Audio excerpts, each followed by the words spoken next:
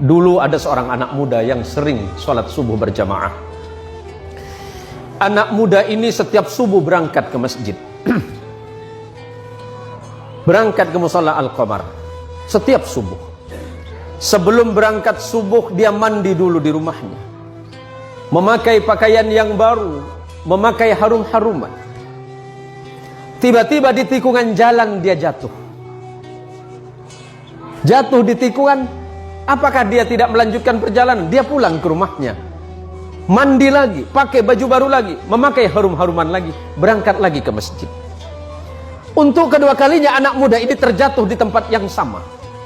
Apakah anak muda ini putus asa? Tidak. Anak muda ini balik lagi ke rumahnya. Dia berganti pakaian baru, mandi, berpakaian baru, dan pakai harum-haruman lagi.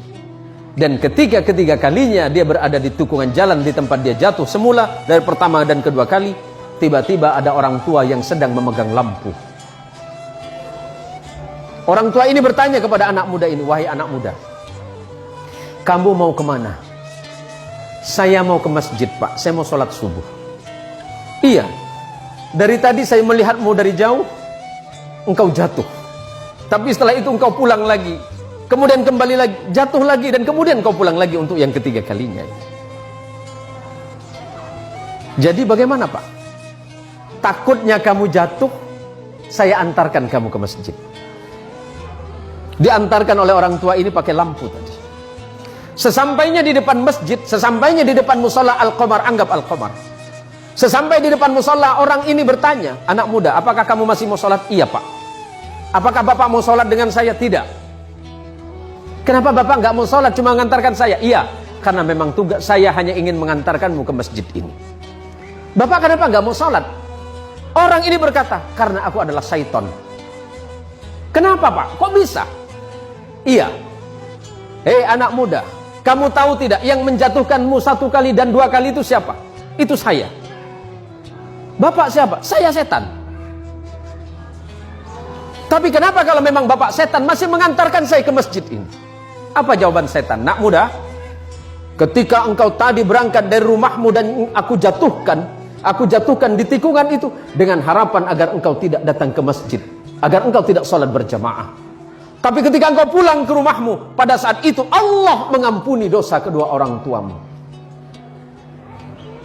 Orang tuamu yang sedang berada di alam kubur, Allah ampunkan dosanya karena sebab engkau yang datang ke masjid." Yang kedua kalinya, ketika aku jatuhkan dengan harapan agar engkau tidak ke masjid, pada saat itu engkau kembali lagi, dan pada saat kembali itulah Allah mengampuni tetanggamu yang sedang tertidur pulas dalam keadaan tidak sholat. Tapi kenapa Bapak seton?" Anggap Bapak seton. Ada namanya mirip, Pak? "Ya kenapa Bapak mengantarkan saya ke masjid? Kalau seandainya aku menjatuhkanmu ketiga kalinya dan tidak mengantarkanmu ke masjid, maka niscaya orang satu kampungmu itu diampuni dosanya oleh Allah karena sebab perbuatanmu."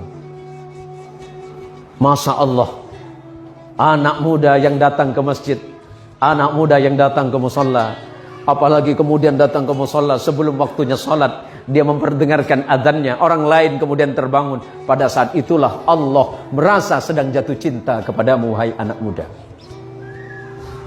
Kalau Allah sedang jatuh cinta kepadamu, anak muda, apapun yang kau minta, Allah merasa malu jika tidak mengabulkannya.